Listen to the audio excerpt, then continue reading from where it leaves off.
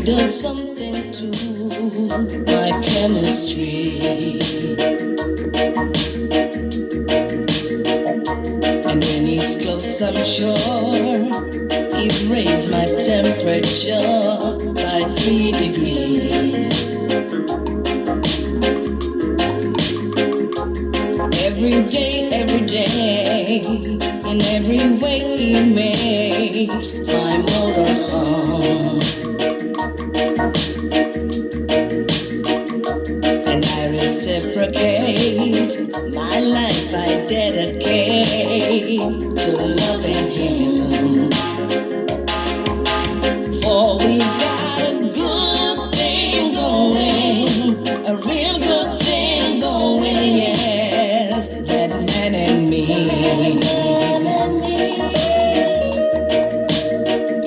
And I don't have to ask, I know it's gonna last eternally.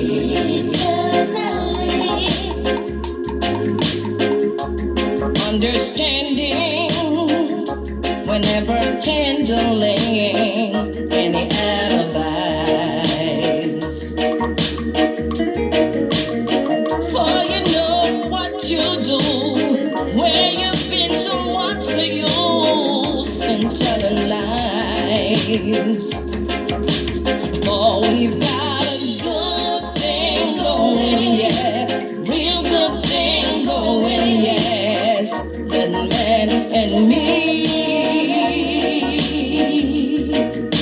We got it good, we got it good, so let's get it on, let's get it on, for we've got a good thing going, yeah, a real good thing going, yeah, that man and me.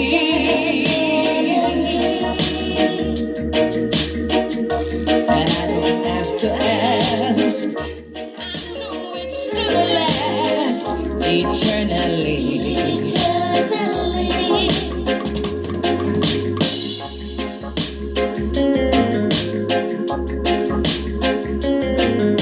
We've got it. We've got it good. We've got it good. So let's get it on. Yeah. For we've got a good thing going, yeah, real good thing going, that man and me.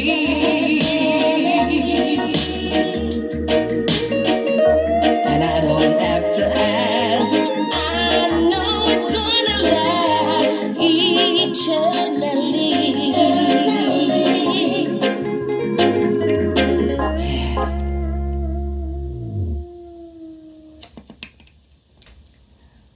That was Good Thing Going, a Sugar Minott cover that I did for the Sugar Minott tribute album from Musical Ambassador, and it's also on my Blueprint album produced by myself and Musical Ambassador. It's out there in the universe, as I always say, so go ahead and get a copy if you like. Yeah, I hear it's a pretty good cover. You know, I don't brag, but I hear it's a pretty good cover, right? So go check it out for yourself. It's on my Blueprint album, okay? Welcome from the couch. I'm JoJo Mac. So this is part 2, as I promised, of me and Ducky Simpson / Black UHURU. Yeah. There's a history there, and that cannot be denied.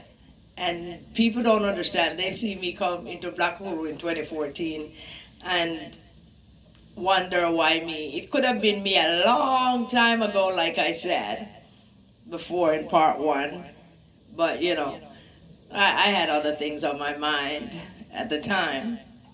I had a different route on my mind at the time. Now, how did I get back in touch with Ducky Simpson? Because through the years, it was like I tried to get in touch with him, but there were always roadblocks, you know, because at the time when I knew Ducky, there was no like, people had like beeper. That was 1992. There were no cell phones yet. We had the big car phones, but there were no cell phones yet. And therefore it was, I had a house number, and every time I tried to call Ducky, I get a road, I run into a roadblock, like, can never get Ducky. Um, so it's like through the years we never kept in touch because I moved also and my number changed and whatever. And like I said, the roadblocks kept coming no matter who I call.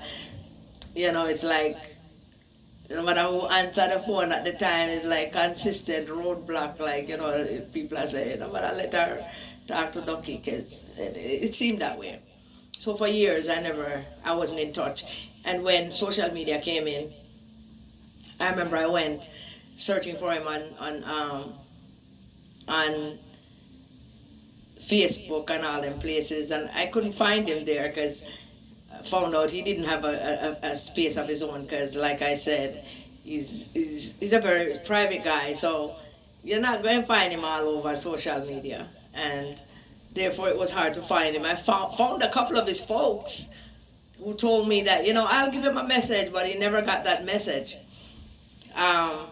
Until 2014, Fitzroy Francis, who is one of his colleagues, he was also looking out for me. He was doing some stuff for me at the time, kind of looking out for me in the business, trying to help me out in whichever way he can.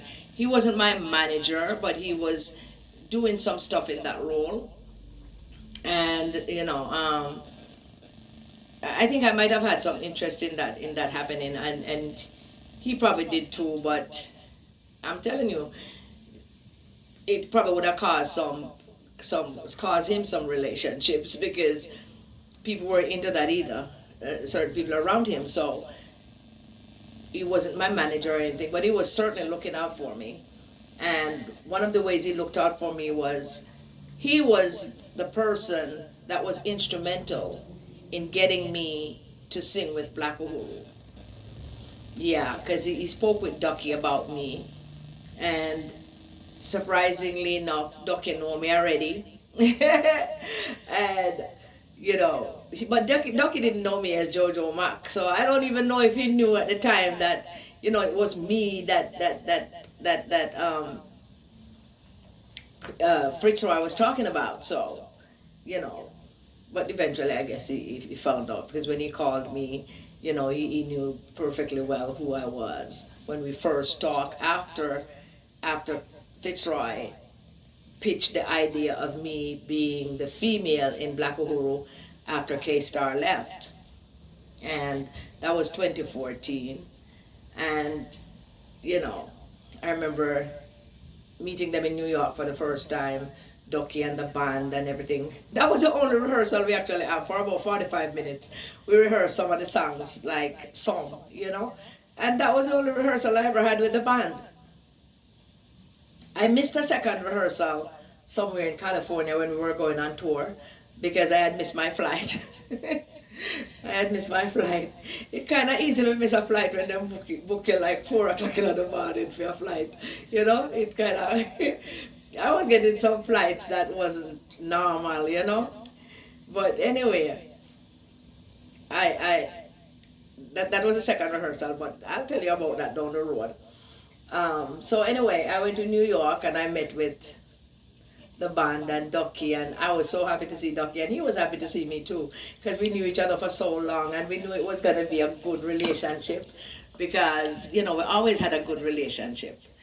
I admire him so much, and he admired me. And when I say admire, like I explained before, it wasn't a sexual thing. We just have mutual respect for each other. And like I said before, he never ever come at me loose. So never came at me loose. So that was a wonderful thing. He was a gentleman all the way. So anyway, I started singing with Black Uhuru. And at the time, they were with Regime Management. I ain't gonna lie, when I did my first 4 shows in California with Regime Management, a superstar team. Superstar. The best hotels, you know, everything was like total professionalism, you know. It was the best, you know. Everything was just superstar like. Because, you know, Black Women were superstar first reggae Grammy winners, of course. So, you know, I didn't expect any less. I expected the best, and that's what I walked into. I walked into the best of the best, you know what I mean? And I loved it. I loved it. Everything was good. Everything was fantastic. So, yeah, with tour manager and thing, man, super guy, you know. I loved when he was doing what he did for Regime and us. It was beautiful. Everything, we were always on time for everything, you know. Yes, it was fantastic. So let me big up Fitzroy Francis and thank him again for that opportunity. Because even though I didn't stay with Black UHURU, that was an awesome opportunity. That's something that cannot be erased from my history, and it's some kind of awesomeness that cannot be erased. And people might ask, if it was so awesome, why did you leave? But we're not gonna get into the leave part just yet, and I'm not gonna give too much details about what we did or what we didn't do or how I felt or how I didn't feel. All I'm saying is that when Regime Management had Black UHURU and I was with Black UHURU at that time, it was fantastic. All of my problems started when there was no Regime Management anymore and there was local management from Jamaica. Local management from Jamaica. Can I say local management from Jamaica? Yes, local management from Jamaica. Once that management from Jamaica took over, everything went from way up here to way down here. So we were no longer staying in five-star hotels like the Hilton and everything, you know. We weren't doing that no more. It was more like Motel 6 now, you know, maybe Motel 8, Super 8, you know. And everything just fell off. Everything just fell off when that management from Jamaica came. And I'm saying it out loud because that management gave me a hard time. A lot of people who came on after Regime left made me feel very uncomfortable. Yeah, Ducky never made me feel uncomfortable one single day. But people in the band didn't want me there. Okay, people in the band didn't want me there. And I think part of it was my shine. I was shining too much. And them never liked the fact that me I shine too much. Me not think I shine didn't bother Ducky as much. If it did bother him at all. But yeah, I was standing out a lot and people did not like that. There are some people who just didn't like it. I remember when we did our East Coast, West Coast tour in 2015. Yeah, in 2015 when we did the East Coast, West Coast tour. The 1 month, exactly 30 days, 26 shows. Everybody got sick. I got sick on the bus. Everybody got sick. You know, get a little cold at one point or the other. I think I was the first one to get it. And I remember I had to call my doctor to get medication, to get some antibiotics because I just couldn't get rid of this cold. I remember the road manager, I'm not calling anybody's name, but the road manager at the time too, he was helping me out, you know, he's a Ras, and he was helping me out by giving me all kind of homemade medicine, you know, he make up himself and things from ginger and all kind of things. And it was helping some, but it wasn't taking care of the problem, so I called my doctor. And I remember we were in Colorado. We were heading to Colorado, and when we got to Colorado, he called. I went we stopped at the venue first before we went to our hotel, and I asked the people at the venue where was the closest pharmacy I could go pick up my medicine. And I called my doctor and told my doctor to send it there. And I remember Ducky and everybody was trying to get me a cab. Everybody was trying to get me a cab because the bus couldn't go around the side there. It was like a residential area, and the roads didn't allow for the bus to go around there anyways. And I remember when we pulled up at that place, they said, "Boy, this is straight ghetto." And one of the other guys, he was sick too, right alongside me. And I was telling him, when I get my stuff, I'll give you some, because my doctor was giving me enough to make me all right for a little while. And so I left in a cab. It was about no more than about 7 minutes away. And it took about 20 minutes for them to put it together and for me to get a cab and come back another 10 minutes or so. And when I got back, I didn't see the bus. I didn't see anybody. And I was wondering, where is everybody? Where's everybody? Where's everybody? And no, I asked the people in the club, where did they go? I'm thinking maybe they went to park in the back or something. And I was like, oh, they left. And I'm like, nobody called me. Then I checked my phone, and like 2 minutes before that, a text had come in from the road manager. He had gone ahead to another city in Colorado to make preparation for the next show. So he wasn't even at the hotel. And nobody called me and say, Jojo, we had to leave. And I didn't know why they had to leave me. I mean, everybody knew where I went and what I went for. And so they told me that they're going to send, just relax, they're going to send somebody to come and get me.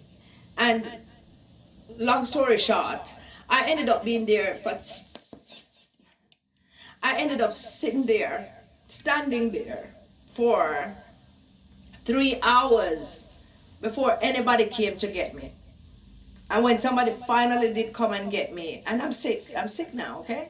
And remember, they said it's a ghetto. Me are the only girl on the bus. Me are the only girl there. And the whole of the man, them just go and leave me. They didn't even leave one to say stay with her or nothing. They all just left me. That was when I started thinking this might not be the place for me to be, because I wasn't thinking that people had my best interest at heart as the one female that was around them. And I'm thinking that Ducky didn't know that either, because Ducky always in the female section of the bus by himself. Him don't know what go on most of the time. Him feel the bus move and go off and whatever. And a lot of times he don't know what's going on. And so I'm thinking that he didn't know what was happening. Because when I called him, he said, "You never on the bus?" And I'm like, "No." And I called him. And then when they finally came and get me like 3 hours later, and I went to the hotel, I didn't even have time to go breathe. I was told, "You need to put on your clothes right now because we need to go back to the club because the show will get ready for start in a few, and Ray, it's almost show time." And so everybody get a chance to relax, and I didn't. But I realized that some people never really go there for relax. They had other things on their mind, and that's why they left me. But I remember they told me that Abu wasn't feeling well, and that's why they left. Abu wasn't feeling. If Abu wasn't feeling well, I wasn't feeling well either. Neither was other people on the bus. And if Abu wasn't feeling well, I mean, the bus have bed. Everybody have them like a bunk. You know what I mean? Abu could have lied down a little bit till I come. But no, they didn't care about the one female on the bus. And that was part of my problem that made me say, I don't think I'm going to be with Black UHURU for long. Because you can't be traveling as a lone female with 11 men at a time, and nobody cares about you. They don't care enough about you till them leave you in a ghetto by yourself, somewhere you're not even familiar with, and just off and just gone. The hotel was about 15 minutes away. That was really sad, that they did that. And that was where I started, thinking twice about even being in the band. And that was after regime management, because I don't think regime management would have done that, would have made that happen to me. But once regime was gone, I was getting a hell of a fight from inside and outside Black UHURU. Right? I was even told that to my face, that I was getting a fight from inside and outside of Black UHURU. And I don't know why they were giving me a fight. I even understand that there were people who were who were saying that they should replace me with somebody else, simply because they didn't want, they have their own, they have their own insecurities. Yeah, not because I did anything, because I'm always my pleasant self. Me not carry strife, me not bring it, me not take it. I don't harbor it. And I'm always a happy person. And to be honest, I never, there were no laughs. There were no laughs. Everybody was just so wrapped so tight. There was no joy. So when I got the opportunity after that tour was over, I loved it. I ain't gonna lie. Even with the strife, I love touring. The tour idea, I love it. Listen. There were days when I didn't even sleep at all for 2 days. I was still, I get up on the stage and do a thing, same way. People couldn't even believe that. No sleep for 2 days. Because I couldn't sleep in that bunk either. And sometimes we had to keep going because with the distance between the venues, we couldn't stop at a hotel that night or something, so we had to keep going. And I can't sleep. I wouldn't sleep. I couldn't sleep. The bunk thing never worked for me, you know. That's just so, my makeup, I couldn't sleep. But I never complained. I never complained. I'm always ready for the stage, and I always go up there and give it my 100. Except for the time when when we went to Las Vegas, when the cold had hit me so bad. That was before I even got the medication. It was so bad that I don't know what came out of my mouth when I was singing. I don't know how I know my voice sounded terrible, and the sound people make sure to them separate that for everybody hear how terrible my voice was during that time. So, me know some of them that give me a fight. I was getting a fight in Black Uhuru and outside of Black Uhuru. The people on the surface outside will have a little bit to do with it, but not really inside of the thing every day. Yeah. So, when I came back, I had a lot to think about after that tour. And maybe if they were doing another tour in the US, I probably would have sacrificed myself and did it. But I also did another six show thing down in Florida after that, in 2016. The tour was in 2015 and this was 2016. I did a 6 month thing. I mean, a six show thing down in Florida. Look, I was told not to smile. I was told not to smile because Black Uhuru don't smile. I was told, you wouldn't even believe that I was told that I shouldn't talk. Like, if Ducky was taking like the band stopped playing a song, and at the end of that song, maybe Ducky wiping his face, take a little walk to the back of the stage to wipe his face. Andrew would maybe be drinking some water, and I would be saying something like, so how we doing out there, that kind of thing, just to keep the momentum going and so the stage is not so boring, so we don't seem like we're in a dead space. I was told that not to talk, because no woman don't talk in Black Uhuru. I mean, it sound like caveman kind of days to me, but those are the things. But one of the things, I think not everybody was taken to the shine that I was getting. There were some people who weren't taken to that kindly. Some people were not taken to that kindly. They were not so happy about that. Because I remember that last set of shows we did down in Florida. I think that was May of 2016, because that was when I left. Right, after those shows was when I actually left. May of 2016. We did like that 6 show thing I was telling you about. And there was actually one of those 6 shows was actually a festival. And I was surprised, as I'm sure everybody else was surprised too, because when we finished singing, we normally the show would be we do our set, we get off, and there's always an encore. People always want more, so we always do an encore. And after the encore, which was lasted like a half hour, we because Black Uhuru show is usually about a 90-minute show, really nice show usually, 90 minutes. So we do the first hour and then we come back on and we do another 30 minutes.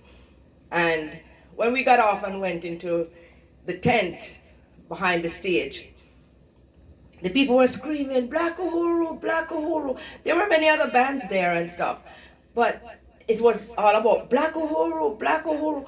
And it was so strange when I heard the people start going, JoJo, JoJo. And the lady, Chanel, I think was her name, she ran back she ran from outside and come into the tent and was like, she said it to Ducky and Andrew who were standing there. And other members were there, but she said, Ducky, Andrew, the people out there screaming JoJo. And I was standing there looking all surprised, because like, I'm not lying, you could see some people, them jaw tighten up. Them never like that. Them never appreciate the fact that people were saying JoJo, JoJo. I was surprised, like really surprised, because I wasn't even sure that people knew my name. So when they started going JoJo, JoJo, that was a whole other thing for me. And I knew then that I was gonna get some more fight, because people don't like that.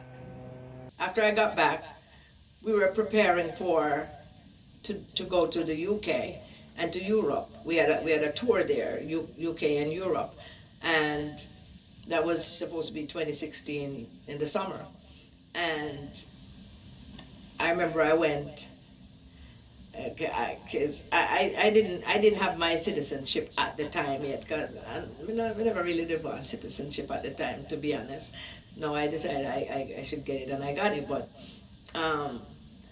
you know, if I figure if I'm gonna be doing things and touring and stuff like that, I'm going abroad, I need to make sure I have, you know, it's easy for me to just fly when I want to. So, you know, I had to go to New York to get a visa for the UK, and then I had to go to Washington, D.C. to get a visa for Europe. And I went to New York, got the visa, even though the people who were handling the visa, they didn't give me all of the information. They literally lied to me. So when I got there, I find that there was a lot of stuff that was on me, you know, because whoever was handling it, like I said, the local management, they never know what them do, I guess. Or them just want to make it hard for me, one or the other. So they kind of made it tough every way for me, every way. When I went to, after I went and I got it anyway for the UK, and then a few days later, I was in Washington, D.C. getting the visa for the Europe. And the morning I was supposed to go to the embassy to get it. I think it was a French embassy or one of them. I was supposed to go and get it. And I got a call from the local management in Jamaica saying that, you know, they canceled that end of the tour, the European end of the tour. So I didn't have any need to get it. So I just find my way back to Philly after all of that, right? And, you know, while I was in Philly, I decided to call Ducky and tell Ducky, say, you know, because, you know, one of the things that bothered me, I'm like, why am I going to the UK with these people when I know they're fighting me, and I also know that them left me in the ghetto in Colorado? Why am I going all the way to the UK knowing that I don't feel protected in any way?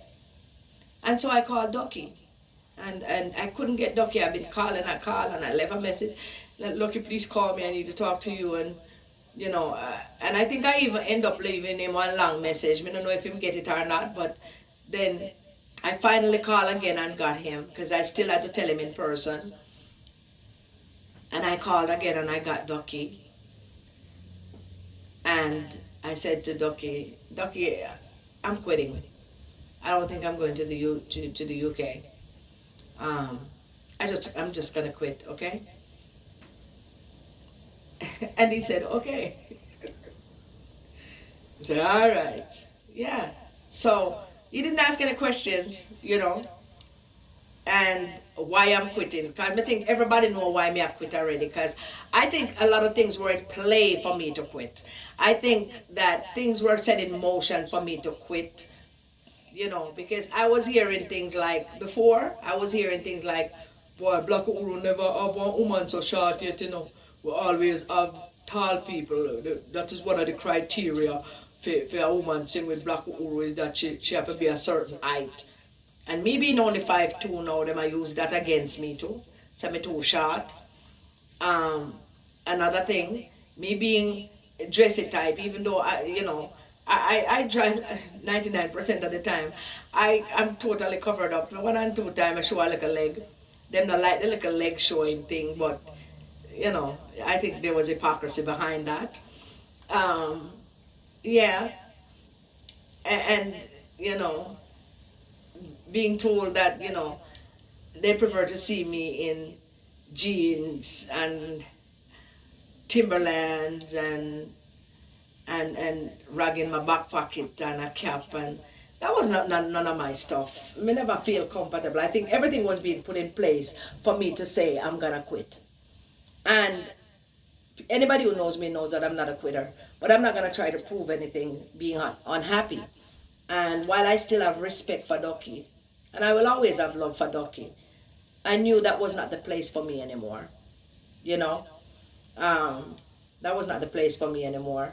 It couldn't be because I have respect for Ducky why I stay. It have to be because I'm happy, and want to be there. And at this point, there were so many little things in place for me not to be happy, and the local management was gonna make sure that I wasn't happy, because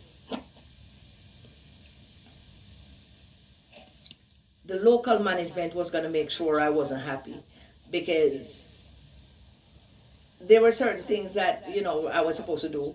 Like I still had my shows to do, outside of doing Black Uhuru, and I was told by Ducky to tell the local management, ask the local management for the schedule, so I could schedule myself in between what Black Uhuru was doing.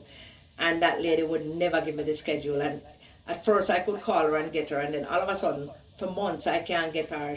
Them always giving me the runaround, and I never got a schedule, so I could never schedule myself. And but I'm gonna tell you the main reason I left Black Uhuru was the second time around when I was supposed to sing with Black Uhuru, when they asked me to join the band. There was a deal that I made with Ducky, and the deal was for me to be the opening act doing JoJo Mac. And for 2 years, that didn't happen. And no matter how I asked about it, I think it was brushed aside. That was the one thing I wasn't happy with Ducky about, was the fact that the deal we made wasn't the deal I got. I never got to do me by being the opening act. But I think other people were fighting that too, because already it looked like me did have want too much, because me I get too much attention from the fans. Yeah, I was getting a lot of attention from the fans.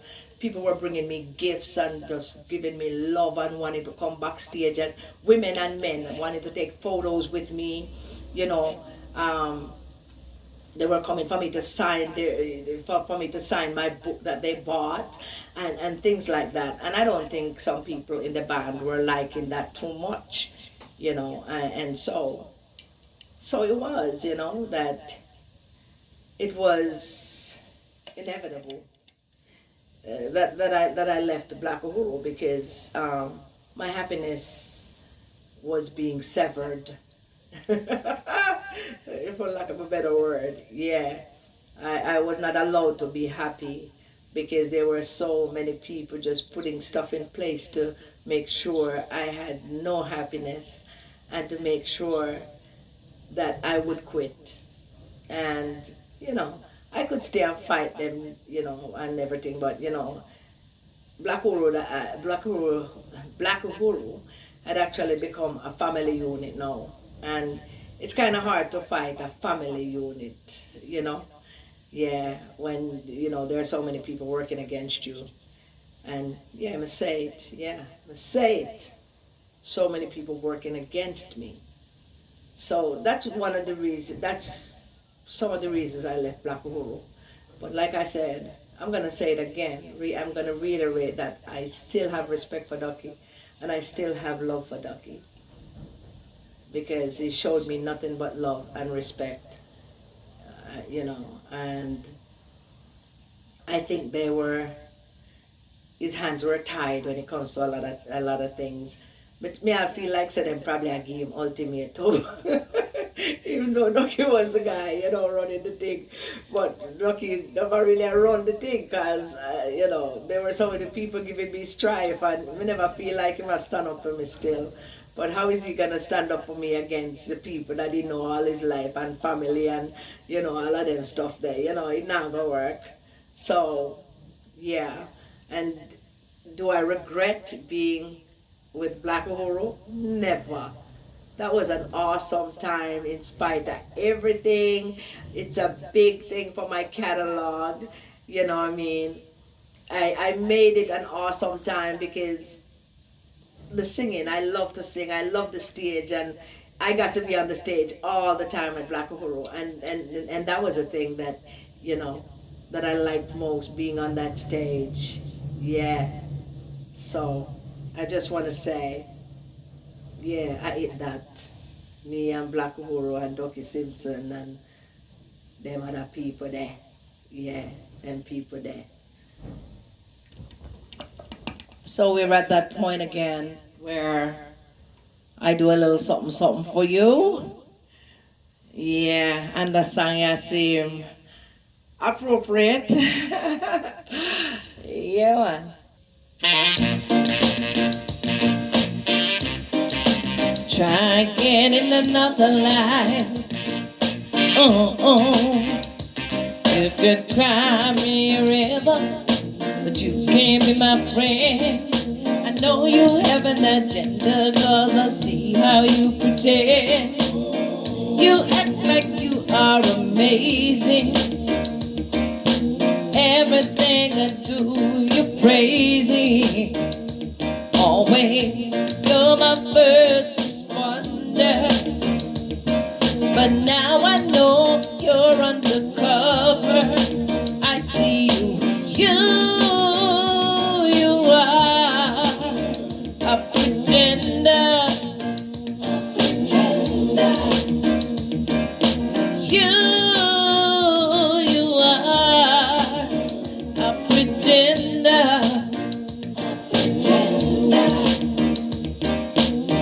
You come around, make sure you get close. Being agreeable, the one who laughed the most. While all the time you know you were the thorn on the rose. You are a pretender. You are a pretender. Try again in another life, but I bet you can't fool me twice. Your game is up.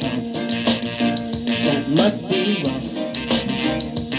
I was warned but didn't listen. What I did instead, I gave you the benefit of the doubt, but you tried to use your head. Thank you so much. That was another episode of From the Couch. I'm JoJo Mac, and this is where I say bye-bye.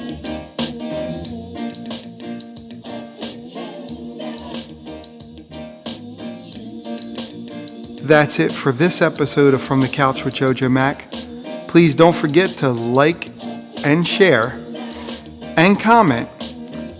And if you haven't, subscribe. And don't forget to click the bell icon to be notified when the next upload happens. Thank you.